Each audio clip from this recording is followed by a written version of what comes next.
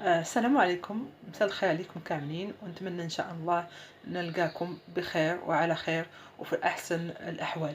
إن شاء الله اليوم جيت نشارك معاكم واحد الوصفة زاد مولي خاصة بالكحة بالكحة وبالرواح اللي بغيت نقصد نقول. الوغ هاد الوصفة حتى هي زينة، وهي شوية كما كنقولها عملية براتيك. كيف تشوفوا هنا عندنا بحال الشكل ديال يعني سكاكر او حلوى ديال اسمه ديال خاصه بالسعال. ولا نوريكم ان شاء الله كيفاش ندير لها منين تعطينا هذه النتيجه.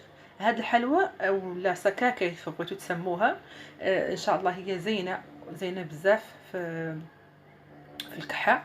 ومثلا الانسان فاش يعود مريض يشدها يلوحها في فمه، هي حاجه عنها شويه حلوه، ويلوحها في فمه ويمصها كيف هكا لين ترحوا له، يعني يحس بداك السولاجمون، هذاك الارتياح.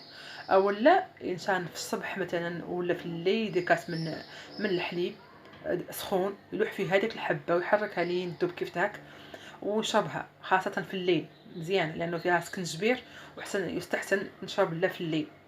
المقادير اللي نحتاجو لها كيف تشوفوا، عندنا نص كاس تاع الماء، وعندنا كاس يعود مو عامر ديال سكر سنيده، عندنا هون العسل ديال الكاليبتوس، وعندي عسل شوي من الدرموس، يعني لا معلقه ماهوش ياسر، كوتشاره.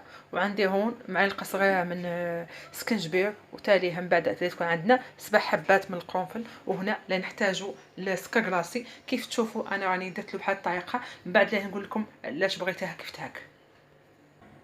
اذا نبداو بالطريقه، نصبوا نص كاس من الماء في كاسرونه على نار تكون شويه مويان، ولا نزيدها داك الكاس قل ربع، يعني بحال الكاس ديال العنبه من سنيده،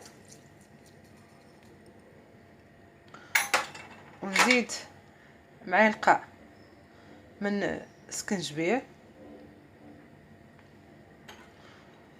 ولا هي نحتاج كيف قلت 7 حبات من القرنفل، والعسل لا نخلوه الى التالي، لا نزيدوه هون نتمو نحركوا هاد المقادير للحصول على واحد المزيج شويه. بعد ما حيدت القرنفل لا نزيد معلقه كبيره من العسل ديال الدغموس، والثانيه من العسل ديال الكاليبتوس اللي عندي. وهنا هاد الوصفه يمكن الانسان يزيد فيها مسائل ثانيين، مثلا بحال عشق صوصي لا عاد خالق انا لا ما عندي، الانسان يديرو سواء يديرو عود مهروس كيف هكا خليه يطيب معايا من بعد يحيدو، ولا الا كان هكا داك المسحوق ديالو يجي عاد دموي يجي معاه زين، تعطيه ديك المذاق زين، وحتى هو زين في البحه وزين في الكحه وزين كيشي ياسر. دونك لي نتابعوا هكذاك من زدنا العسل، لي نتابعوا ونستمروا في التحريك لين تعقد شوي، تعود عاقده شوي، باش ملي نديروها في شنقالو في سكر كلاصي تيبس لنا. ها المحلول ديالنا ولا دوك هو وجد.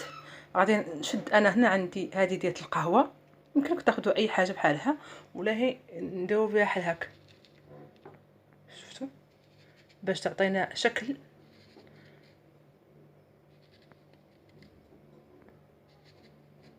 بحال هكا. نستمر كيف هاك ونعمرهم هاد المحلول. دونك ها هو تشوفوه ملي كبيتهم في هذوك المقاقبات اللي درت، ومن بعد انا لقيتهم يلا كنت كنملو بحال هاك باش يغلب عليهم السكر كلاصي.